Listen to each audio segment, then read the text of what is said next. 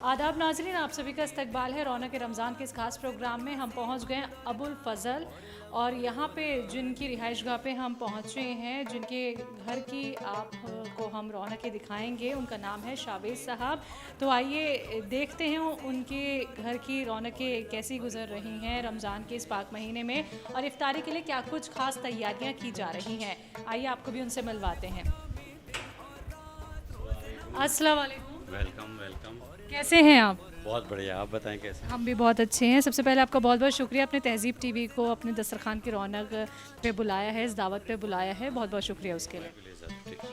तो किचन से बहुत अच्छी खुशबू आ रही है, तो तमाम जो लेडीज़ हैं किचन में, मैं अगर आपकी इजाज़त हो तो किचन की तरफ जाना चाहूँगी और इफ्तारी की तैयारियाँ देखना चाहूँगी। देखिए देखिए बिल्कुल।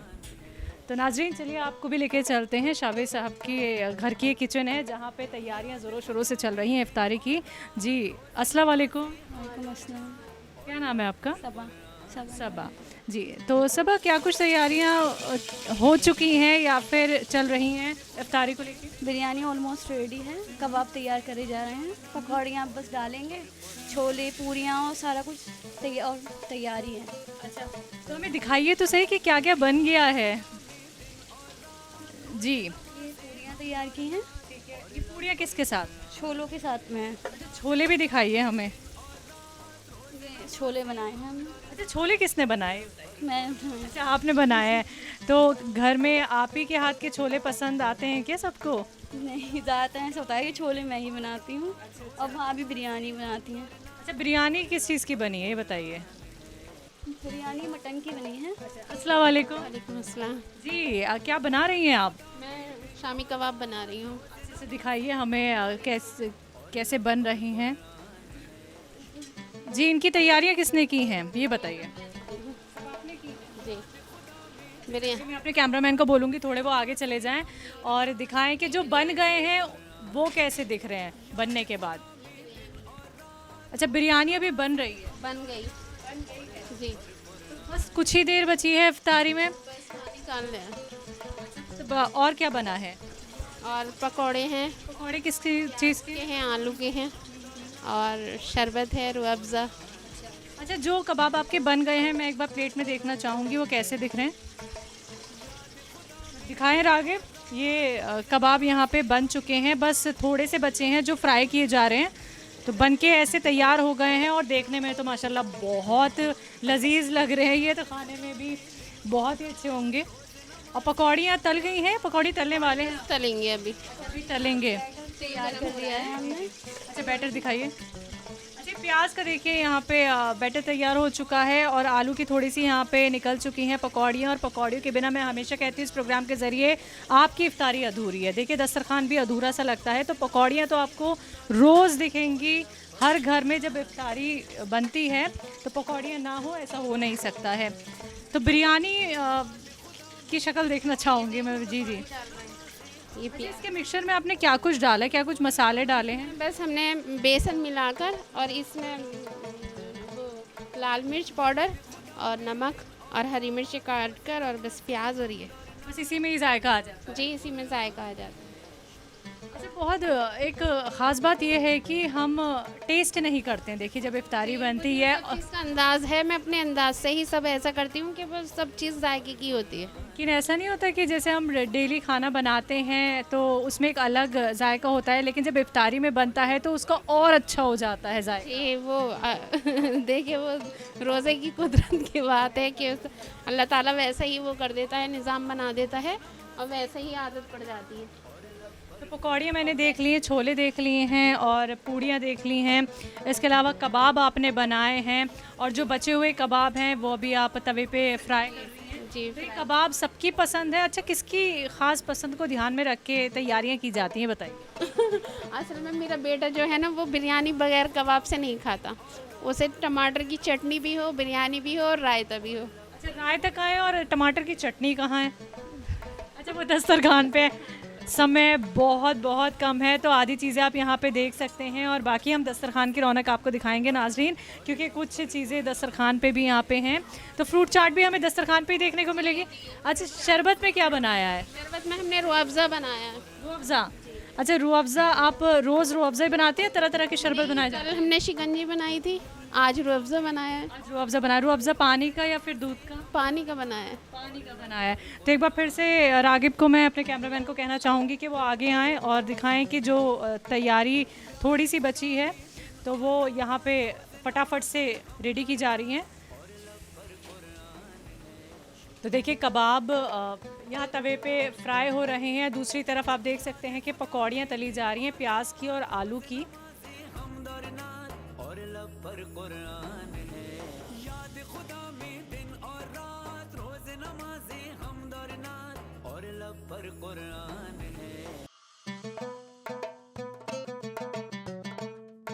तो नाजरीन आप देख सकते हैं कि आपके घर की रौनक, आपकी किचन की रौनक और दस्तरखान की रौनक बढ़ाने के लिए हमदर्द अपने तमाम प्रोडक्ट्स आप लोगों के लिए एक बार फिर से लॉन्च कर चुका है और इस बार ख़ास तौर पे आप लोगों के लिए हमदर्द खालिस स्पाइसेस मसाले आए हैं।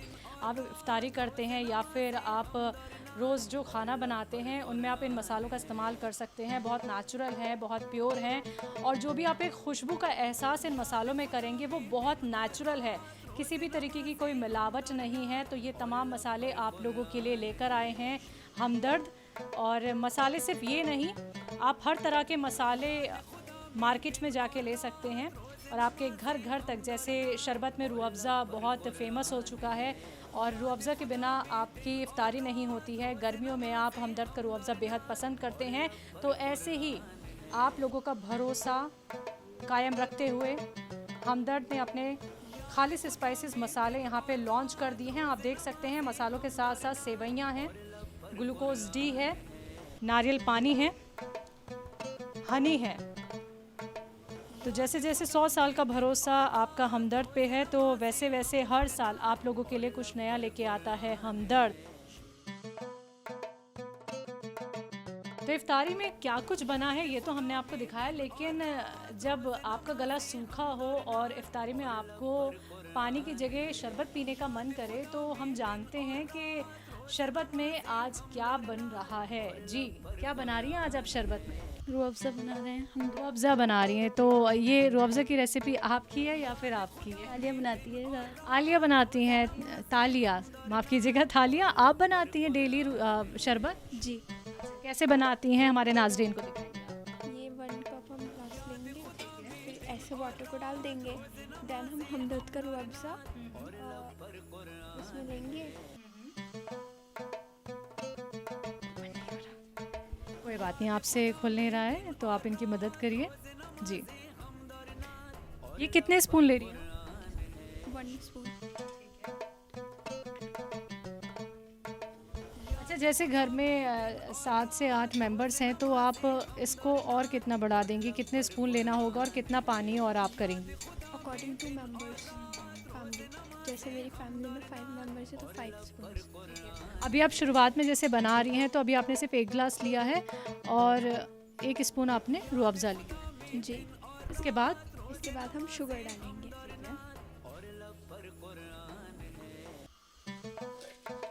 तालिया, आप ही के हाथ का शरबत घर वालों को पसंद है क्या? जी। या आप अपनी खुशी से बनाती हैं शरबत? नहीं, खुशी से भी और ऊपर से पसंद भी है। सबको पसंद भी है। देखिए सबके हाथों का एक अलग स्वाद होता है। तो तालिया के हाथ का शरबत जो है फैमिली मेम्बर्स को काफ़ी पसंद है, आप देख सकते हैं। तालिया, इसका कलर के बारे में आप क्या कहेंगे? और इसकी खुशबू शुरू हो गई है रूह अफ़ज़ा की। अगर लाइट कलर होता है तो हमें 1 और स्पून डालना होता है और खुशबू जब हम लोग ग्लास में डालेंगे तो खुद ब खुद आ जाती है। नहीं, तो आपको इसकी खुशबू ज़्यादा पसंद है, इसका टेस्ट ज़्यादा पसंद है, या फिर आपकी अम्मी आपको बचपन से पिला रही हैं तो आपको पसंद है? मेरी अम्मी मुझे बचपन से पिला रही है तो मुझे पसंद है। तो वो एक अलग सा टेस्ट आता होगा, जैसे बहुत सारे शरबत और भी मार्केट में हैं, तो ये इतना डिफरेंट क्यों लगता है आपको? क्योंकि ये सारे वेजिटेबल्स और फ्रूट से बने हुए होते हैं, नट्स से। चलिए आप इसको यहाँ पे मिक्स कर रही हैं और आपने कहा है कि अगर कलर थोड़ा लाइट आए तो हम और मिक्स कर सकते हैं। अब आप इसमें शुगर डाल चुकी हैं, ठीक है। तो तालिया अब नेक्स्ट क्या आप करेंगी? इसके अलावा भी कुछ और डालेंगे? लेमन कितना कट किया हुआ है आपने? हाफ, अच्छा, लेमन की क्यों ज़रूरत पड़ गई? क्योंकि थोड़ा सा खट्टापन आना चाहिए इसमें। फ्लेवर थोड़ा और अच्छा हो जाता है जब इसको हम पीते हैं तो। जी।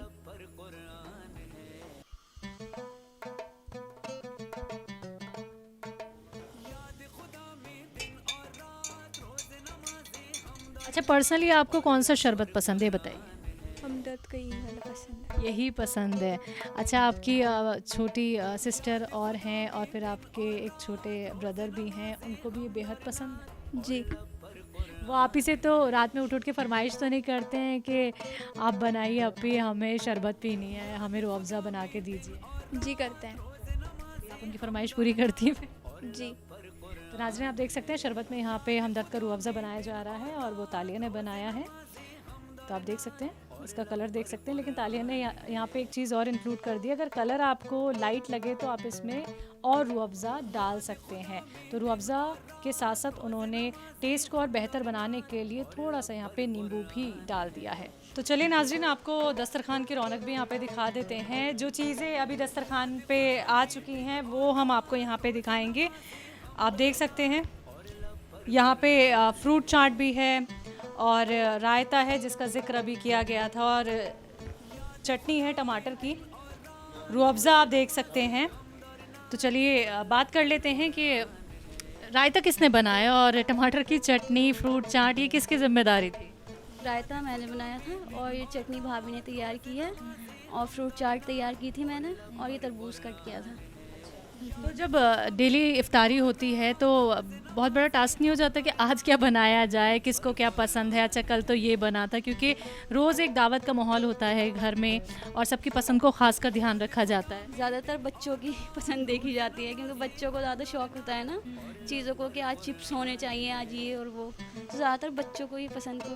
अच्छा, पहले बच्चों की पसंद का खास ख्याल रखा जाता है। अच्छा, बच्चों को सबसे ज़्यादा क्या पसंद है, बताइए? ये पूड़ी और छोले बच्चों की पसंद है? ये अमल है हमारे। इसको बिरयानी का इतना शौक है, ये बिरयानी लवर है। अच्छा, बिरयानी के साथ उन्होंने अभी बताया कि बिरयानी के साथ ये क्या खाते हैं? कबाब खाता है। बिना कबाब और बिरयानी के इनकी इफ्तारी अधूरी होती है। अच्छा, ये ज़्यादा पसंद है और किसके हाथ की पसंद है? भाभी के हाथ की। अच्छा, उन्हीं के हाथ की पसंद है, तभी वो खास मेहनत कर रही हैं किचन में। और ये शरबत में क्या बना है? रूह अफ़ज़ा? ये रूह अफ़ज़ा इतालिया ने तैयार किया है। अच्छा जी, ये शाबिज़ भाई साहब की बेटी है। अच्छा, चलिए उनसे भी बात कर लेते हैं। पहले चलिए जल्दी जल्दी बच्चों से बात कर लेते हैं। बच्चे माशाल्लाह बड़े प्यारे प्यारे यहाँ पे हैं, तो किन किन का रोज़ा है ये भी जानेंगे, और पहली बार किसने रोज़ा रखा है ये भी हम जानें, क्योंकि एक बहुत छोटी सी बच्ची मुझे यहाँ पे दिख रही है और बहुत मासूम सी है। अब वो घबरा भी रही हैं, लेकिन हम तब भी उनसे बात करेंगे। तो अस्सलाम वालेकुम। अस्सलाम वालेकुम। तो आपकी ज़िम्मेदारी शरबत बनाने की, तो ये रूह अफ़ज़ा आपने कौन सा बनाया ये बताइए? हमदर्द का। हमदर्द का बनाया है, और आपको कितना पसंद आता है? इसका टेस्ट हो और इसका कलर हो और इसकी जो एक खुशबू है। ये एक बहुत अच्छा ब्रांड भी होता है हमदर्द, एंड इसका टेस्ट भी बहुत अच्छा होता है। लाइक बच्चे भी इसे बहुत शौक से पीते हैं। तो आप अपने लिए तो बनाती हैं और अम्मी अब्बू के लिए भी बनाती हैं। अब तो रमज़ान है, चलिए जब गर्मी शुरू हो जाती है, से अभी हो गई है, तब भी आप रूह अफ़ज़ा पीना पसंद करती हैं? यस। चलिए, तो ये रूह अफ़ज़ा बहुत पीना पसंद करती है। बाकी आपको इफ्तारी में क्या कुछ पसंद है खाने में? बिरयानी। बिरयानी, अच्छा, खासकर बच्चों की पसंद है। देखिए बिरयानी, और बिरयानी बहुत अच्छी बन रही है। हम आपको दिखाएंगे ज़रूर कि बिरयानी दिखने में कैसी है, और फिर इफ्तारी के बाद जानेंगे कि खाने में कैसी बनी है। और भी बच्चे हैं यहाँ पे, उनसे भी बात कर लेते हैं। अस्सलाम वालेकुम। वालेकुम अस्सलाम। नाम बताइए अपना। एमल। जी, कौन सी क्लास में? 8th B. क्या आपका रोज़ा है? जी। अच्छा, कब से रख रहे हैं? इसी साल शुरू किया है। इसी साल शुरू किया है। पहले भी 1-2 रखे थे, अच्छा, जब वो 1-2 रखे तो उसके बाद छोड़ क्यों दिए? क्योंकि जब एज नहीं थी ना, अब फ़र्ज़ है। अच्छा अच्छा, अभी किसने आपको हिदायत दी कि आपको रोज़े रखने चाहिए, या फिर खुद मन से आया कि नहीं मुझे रोज़े रखने हैं? नहीं, मम्मी पापा भी, और फ़र्ज़ हो जाते हैं तो खुद से भी मन लगता है। अच्छा, क्या आपको पता है कि रोज़े क्यों रखे जाते हैं? जी। जब हमारे नबी ने रोज़े, ये एक इस्लाम में एक वो होता है कि 1 महीने तक हम सुबह से लेकर शाम तक बिना अल्लाह की इजाज़त से कुछ नहीं खाते, जब तक उनका हुक्म नहीं आ जाता। चलिए, बच्चे को जितनी जानकारी थी उसने उतना बता दिया है, कोई बात नहीं। अभी ये पहली बार रोज़ा रख रहे हैं, पहले भी इन्होंने रखे थे लेकिन 2 ही रख पाए थे, लेकिन अब इनके सारे रोज़े मुकम्मल हो रहे हैं। कोई भी छूटा तो नहीं? नहीं। सारे रखे हैं? को थकान, नींद ये सब आती है? नहीं। नहीं, अच्छे से रख रहे हैं। तो बच्चा बड़ा खुश है, देखिए रोज़ा रख रहा है और इबादत के लिए वक्त निकाल पा रहे हैं? जी, नमाज़ पढ़ते हैं और कुरान भी पढ़ते हैं। अरे वाह, माशाल्लाह, बहुत अच्छी बात है। हमें कुछ सुनाएंगे आप? सूरत आती है, हाँ, सुनाइए। कुल या अय्युहल काफिरून ला अअबुदु मा ताबुदून वला तुम अअबुदून मा अअबुदु वला अना अअबुदु मा अअबदतुम वला तुम अअबुदून मा अअबुदु लकुम दीनुकुम वलिय दीन। माशाल्लाह, बहुत अच्छा। तो और भी बच्चे हैं, उनको कैसे छोड़ सकते हैं। बड़ी गोलू मोलू सी एक बच्ची मुझे यहाँ पे दिख रही हैं, इनका तारुफ जान लेते हैं। अस्सलाम वालेकुम। अस्सलामुअलैकुम। कैसी हैं आप? I am fine. कौन सी क्लास में? 3rd। अच्छा, आपका रोज़ा है? सोचना पड़ रहा है रोज़ा है या नहीं, ये बताइए। नहीं है, अच्छा ठीक है। खाना बहुत पसंद है? खाना खाना नहीं पसंद? तो फिर यहाँ क्या आप कुछ नहीं खाएंगे जो बना है यहाँ पे, जो दस्तरखान पे रखा जाएगा? थोड़ा बहुत खाएंगी आप, ज़्यादा नहीं खाती? अच्छा, आपकी पसंद की क्या चीज़ बनी है, क्या पसंद है आपको इफ्तारी में? आपको भी बिरयानी पसंद है? तो चलिए, बच्ची थोड़ी सी घबरा रही है हमसे बात करने के लिए, फिर से हम इनसे बात करने की कोशिश करेंगे, लेकिन बच्चों को ज़्यादा परेशान नहीं करते हैं। आगे चलते हैं। नाज़रीन जी, अस्सलाम वालेकुम। अस्सलाम। कैसी हैं आप? बहुत बढ़िया, आप बताइए। माशाल्लाह, बहुत अच्छी हूँ। कैसे गुजर रहे हैं रोज़े? बढ़िया, अल्हम्दुलिल्लाह। बच्ची आपकी बहुत शांत है, लेकिन बिल्कुल बिल्कुल बिल्कुल, लेकिन गर्दन हिला के हमें बता रही हैं कि इन्हें क्या पसंद है इफ्तारी में। तो अभी आप ही ने बताया कि इन्होंने 4-5 घंटे के रोज़े रखे थे, तो बच्ची ने खुद आपसे कहा कि अम्मी मैं रखूँगी। ब्रश भी नहीं किया कि मेरा रोज़ा है और उनको लगा कि मैं रखूँ, फिर लेकिन बच्ची है, बीच में पानी थोड़ा बहुत लिया, लेकिन 4 to 5 आवर्स रख लिया। अच्छा, कितने साल की? 5 इयर्स। 5 इयर्स की हैं। तो बच्ची के खुद के मन से आया कि मुझे रोज़ा रखना चाहिए। और एक दिन तो ऐसा भी हुआ, इन्होंने सिर्फ पानी ही लिया था, कुछ नहीं खाया, इनका रोज़ा ही था उस दिन। अम्मी अब्बू को देख के हैरानी भी हो जाती है कि माशाल्लाह, ये हमें देखकर जी बच्चों से ही घर की रौनक हो जाती है। तो नाज़रीन, आप देख सकते हैं दस्तरखान यहाँ पे लग गया है और दस्तरखान की रौनक आप देख सकते हैं। पकौड़ियाँ हों या कबाब हों, रायता और टमाटर की चटनी जी। तो और भी काफ़ी इफ्तारी यहाँ पे आ रही है, आपको हम वो भी दिखाएंगे। और फ्रूट चाट आप देख सकते हैं, और भी तमाम चीज़ें यहाँ पे आई हैं।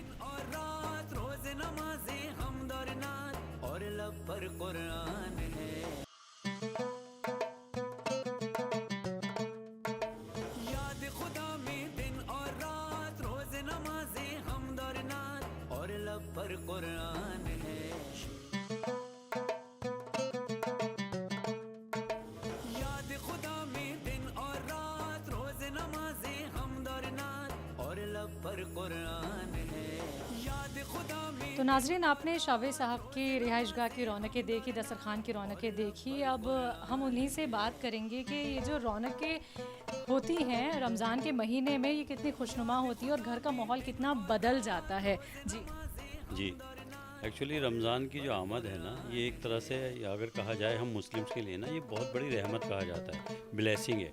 तो इसकी आमद से 10-15 दिन पहले ही फीलिंग आनी शुरू हो जाती है कि किस तरह से, मतलब एक होती है ना ब्लेसिंग, अंदर से फीलिंग आनी शुरू हो रही है, आपको लगने लगता है कि भाई कोई पायस चीज़ आ रही है।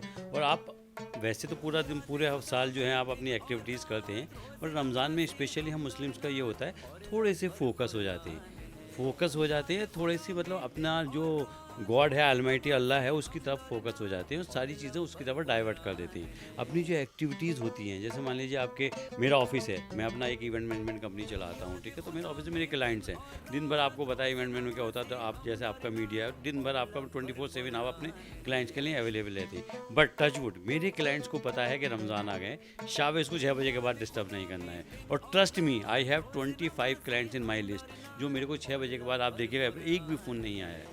उससे पहले फ़ोन आते रहती है। तो क्लाइंट्स को पता है कि भैया 6 बजे के बाद शाविज़ को डिस्टर्ब नहीं करना है, तो हम फोकस हो जाते हैं। हमारा ज़्यादातर पूरे महीने ये फोकस रहता है कि अपनी एक्टिविटीज़ को एक तरह से थोड़ा सा फोकस करें और अपनी चीज़ों को, जैसे मान लीजिए हमारा जो है अपनी निगाह, मतलब रोज़े का मतलब ये नहीं है कि आपको ये एक तरीके से आपकी प्रैक्टिस है, ठीक है। आपको सिखाया जाता है, हर मज़हब में, इस्लाम में ही नहीं, हर मज़हब में आपको ये सिखाया जाता है कि आपको ज़िंदगी कैसे जीनी है। और ये जो रोज़े वाला टाइम है ना, ये एक हमारा 30 दिन का ट्रेनिंग प्रोग्राम है, फिज़िकली भी, मेंटलिटी भी, और आपके जो क्या कहते हैं उर्दू में क्या बोलते हैं उसको, मतलब पायस तरीके से, मतलब धार्मिक तरह से भी आपका एक ट्रेनिंग है। हम अपनी उन निगाहें उठाना छोड़ देते हैं, बाज़ार में कम जाते हैं, ठीक है। उस तरह से क्या होता है, अपनी ज़ुबान पे भी काबू रखते हैं, ठीक है। हम झूठ बोलने पे काबू रखते हैं। तो एक तरीके से 30 महीने में, इस 30 दिन के बाद हमें ऐसा लगता है कि हाँ भाई चीज़ें ना बहुत कंट्रोल हुई हैं। उसके बाद फिर ये दुनिया है, फिर से उसी चीज़ में शामिल हो जाते हैं, फिर दूसरे रमज़ान आ जाते हैं। अब जैसे मेरे बॉडी का मतलब वेट अभी तक 3 किलो घट चुका है, 34 से मैं 32 पे आ जाता हूँ। तो आपको हर तरह से ट्रेन किया जाता है, हर तरह से। तो ये है, यही रमज़ान है। तो रमज़ान की आमद से आपको, और दूसरा आपको रमज़ान में यही नहीं है कि अपने लिए करना है, खाने पीने का ही नहीं है, आपको अपने आस-पास के लोग जो आपके पड़ोसी हैं उनके बारे में भी सोचना है। आपका दस्तरखान तो बड़ा हुआ है, आपका पड़ोसी अगर भूखा सो रहा है, उसको रिश्ता नहीं मिल रहा है, आपको वो करना है। रमज़ान में स्पेशली ज़कात दी जाती है, जो आपको पता है अपनी इनकम की 2.5% दी जाती है। तो ये रमज़ान ही का टाइम है जिसमें हमें किया जाता है। तो सुबह से लेकर रात तक रमज़ान का पूरा शेड्यूल होता है और आपको ट्रेन किया जाता है कि किस तरह से आपको अपनी लाइफ को शेड्यूल करते हुए, मतलब ये नहीं लोग कहते हैं ना कि यार बड़ा मुश्किल है करना, आप रमज़ान में आपको सिखाता है कि किस तरह से आप अपनी लाइफ को शेड्यूल करके, टास्क को शेड्यूल करके जी सकते हो अच्छे से। That is Ramzan. रमज़ान का पूरा महीना बहुत पाक होता है, इबादतों का महीना होता है, बरकतों का महीना होता है। और आपने बहुत अच्छी बात यहाँ पे कही है कि अगर आपका दस्तरखान भरा हुआ है और आपके बाजू में कोई ऐसे हैं जिनका दस्तरखान पे कुछ भी नहीं है, खाने के लिए कुछ नहीं है, तो आप उनकी भी मदद करके नेकियां कमा सकते हैं, सवाब कमा सकते हैं। तो ऐसे ही अल्लाह ये महीना लेके नहीं आता है, आपको नमाज का पाबंद कर देता है। जो लोग नमाज नहीं पढ़ पाते हैं वो भी इस पूरे महीने कोशिश यही करते हैं कि अब नमाज के पाबंद हो जाएं और ज़्यादा से ज़्यादा इबादत करें। तो जैसे कि आपने कहा आपका इवेंट का काम है, तो आपका शेड्यूल भी पूरा चेंज हो गया होगा। बिल्कुल।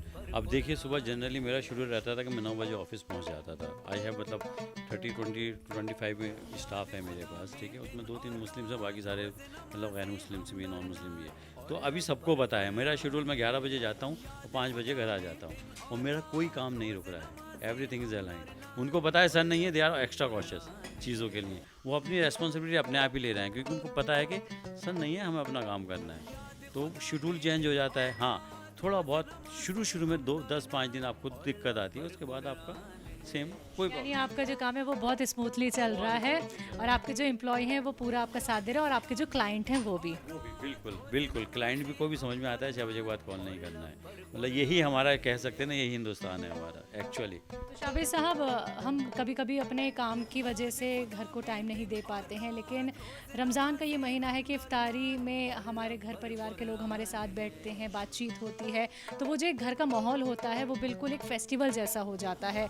और हम दस्तरखान की बात करें तो डेली एक दावत होती है दस्तरखान पे, जो हम बाकी महीनों में तो नहीं देखते हैं। देखिए, अभी जब आपने देखा था दस्तरखान पे, हम 3 भाई लोग यहाँ रहते हैं, बड़े भाई भी यहाँ साथ हैं, हम 3 भाई लोग यहाँ रहते हैं। ये मेरा फ्लैट है, 2 भाई मेरे परार में रहते हैं। जनरली मतलब आप बोलिए फेस्टिवल 2 दिन वो हमारे यहाँ आते हैं, 2 दिन हम उनके यहाँ होते हैं, और पूरा दस्तरखान भरा होता है। और सिर्फ यही नहीं, आप देखिए हमारे नीचे जो चौकीदार हैं उनको भी मतलब इतना खाना, मतलब पूरी बिल्डिंग और मोहल्ले से सारे लोगों को इतना खाना जाता है कि एवरीबॉडी फुलफिल्ड होता है और सारा शुक्रिया अदा करते हैं। तो ये मतलब देखा जाए तो पूरे महीने रमज़ान है और रहमत बरकत है, देखा जाए ना बरकत है। आप नॉर्मल लाइफ में इतना खाना नहीं बना सकते हैं। इवन अगर बोला जाए अस्मा को बोला जाए खाना बना दे, नहीं बना सकती है, बिकॉज सुबह उठना सहरी में, फिर शाम को तैयार करना, पूरा दिन रोज़े से भी रहना, स्पेशली मतलब कहना चाहिए औरतों के लिए रमज़ान बहुत टफ़ है, बहुत टफ़ है। पूरा खाना बनाना, बच्चों का शेड्यूल वही है, स्कूल बच्चे उसी टाइम से जा रहे हैं, मैं ऑफिस जा रहा हूँ उसी टाइम से जा रहा हूँ, सारा शेड्यूल वही है। उसके साथ साथ पूरा चेंज हो जाता है। चाहे 3-3:30 बजे उठते हैं, सुबह 5-5:30 बजे तक नमाज का टाइम होता है, इफ्तार जब ख़त्म, सहरी जब ख़त्म होती है, उसके बाद बच्चे 6:30 बजे से बच्चों के स्कूल का शुरू हो जाना। तो औरतों के लिए बहुत टफ़ है। लेकिन जिस रमज़ान की बरकत से सारा मैनेज होता है जो नॉर्मल डेज़ में आप नहीं कर सकते हैं। I can bat on it. ये हमने खुद भी देखा है कि जो लेडीज़ हैं उनके चेहरे पे कोई थकान नहीं होती है, वो इफ्तारी में क्या कुछ नहीं बनाना चाहती हैं, बस उनका ये होता है कि दस्तरखान खाली नहीं रहना चाहिए और डेली नई नई वैरायटी होनी चाहिए इफ्तारी में।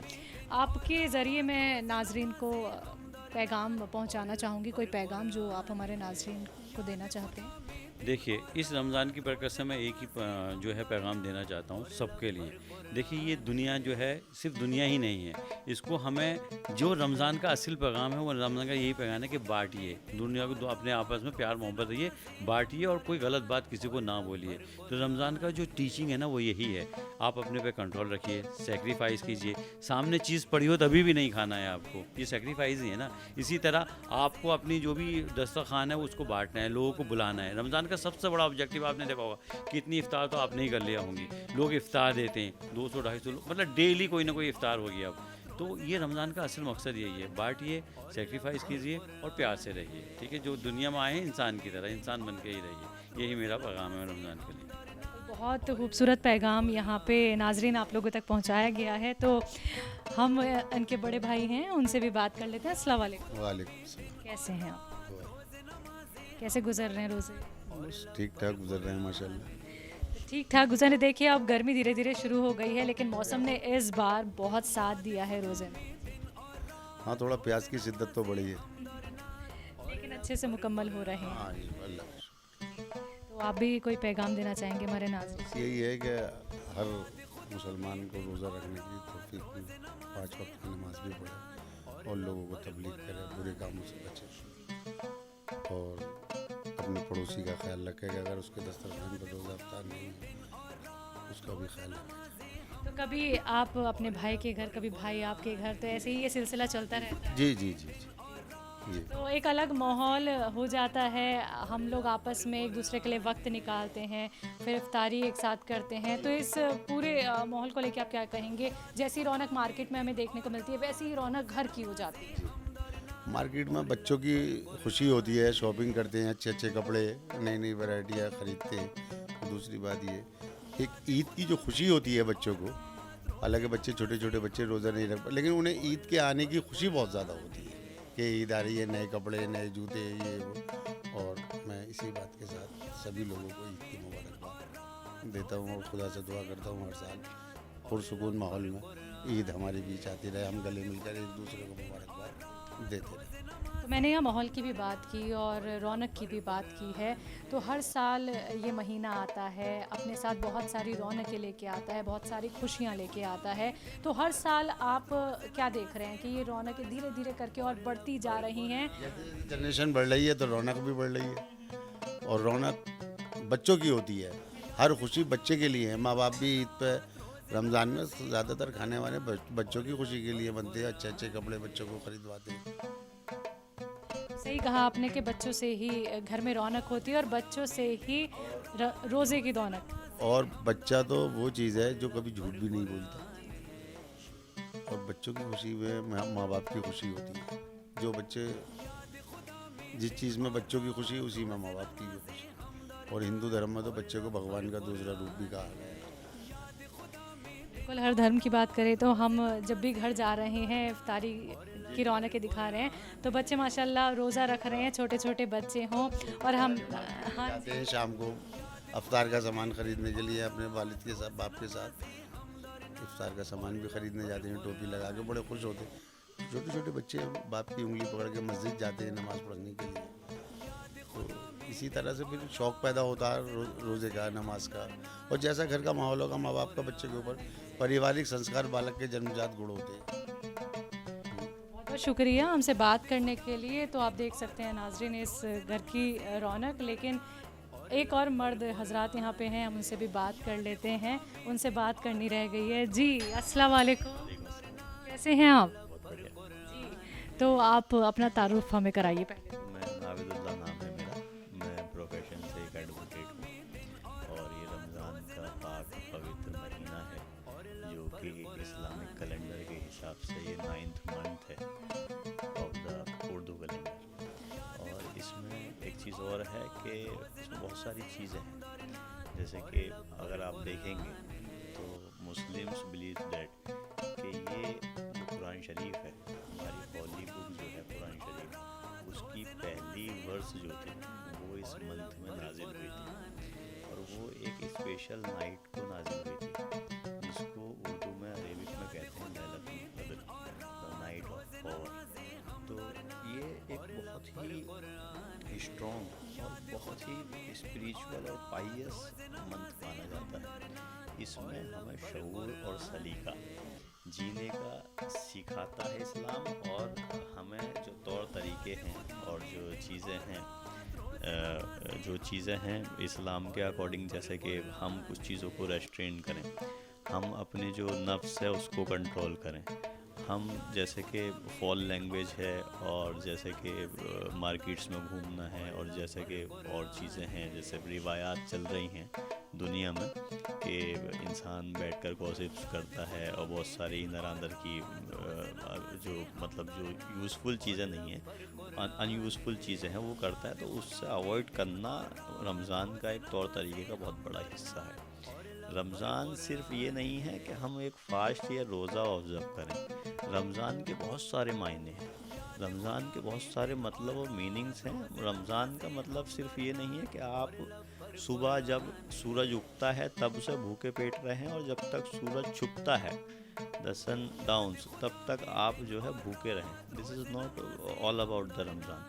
Ramzan have many points on which we have to ensure our things, we need to align ourselves. जैसे कि अगर देखें नमाज होती है 5 बार, अगर हम नॉर्मल जनरल डेज में ये एक्सेप्ट रमज़ान मंथ के अलावा देखें तो being in profession of advocacy तो 5 वक्त की क्या एक वक्त की भी नमाज नहीं पढ़ पाते हैं। तो ये जो है इसमें क्या है कि आदमी पाबंद हो जाता है, 5 वक्त की नमाज पढ़ता है, कुरान शरीफ की तिलावत करता है, खाने पीने पर कंट्रोल करता है। और जो ये रोज़ा है, रोज़ा सिर्फ ये दिखाता है कि आप किस शिद्दत तक अपने आप को बर्दाश्त करने का, अपनी बॉडी को बर्दाश्त करने का आप दिखा सकते हैं अपना। तो वो control of body, control of energy, control of acts, बहुत सारी ऐसी चीज़ें हैं जो रमज़ान हमें सिखाता है। ये तो हो गया हमारा जो सोशल और कल्चरल चीज़ें हैं।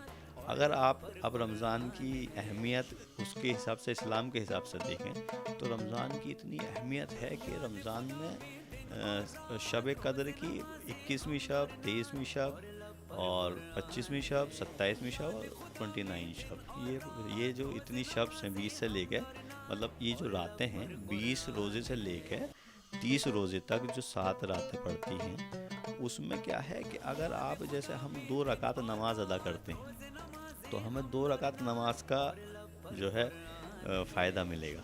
लेकिन अल्लाह ताला की तरफ से फरमान है, he has revealed into several versus of Quran, कि अगर आप 2 रकात नमाज इन रातों में, जो कि 20वें रोज़े की रात हुई तो वो हुई 21वीं शब, 22वें रोज़े की रात हुई तो वो हुई 23वीं शब, अगर आपकी 25वें रोज़े की रात हुई तो वो हुई 26वीं शब। तो ये जो 7 रातें हैं इसमें ये है, अगर आप 2 रकात नमाज अदा करेंगे तो उसका सवाब इतना मिलेगा कि आपने 80 साल लगातार मुसल्ले पर जो नमाज होती है उस पर आपने नमाज अदा करी।